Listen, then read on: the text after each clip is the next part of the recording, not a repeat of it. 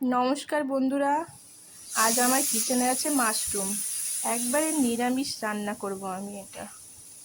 তার জন্য আমি মাশরুম নিয়েছি, এগুলোকে ধুয়ে পরিষ্কার করেছি, এবার ছোট ছোট করে কেটে নিয়েছি।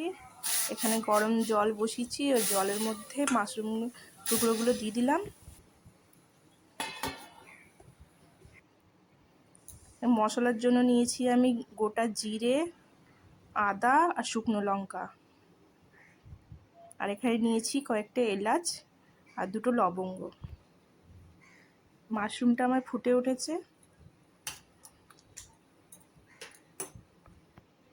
এবার আমি জলটা ঝরিয়ে নিয়েছি, ভালো করে ধুয়ে নিয়েছি।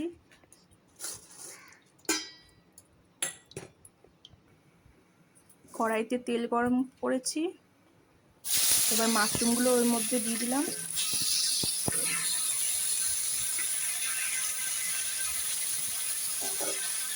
একটু ভালো করে ভেজে নেব, লাল লাল করে।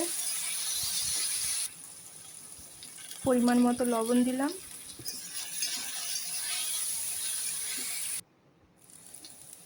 একটু হলুদ গুঁড়ো দিলাম। এবার বাটা মশলা আদা জিরে আর লঙ্কা গুঁড়ো বাটা দিলাম, মশলা ধোয়া জলটা দিলাম। স্বাদ মতো লবণ চিনি দিলাম।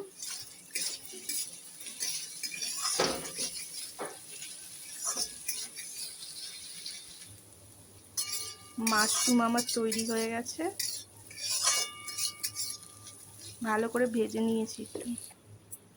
এবার নামিয়ে নেব। ধন্যবাদ বন্ধুরা।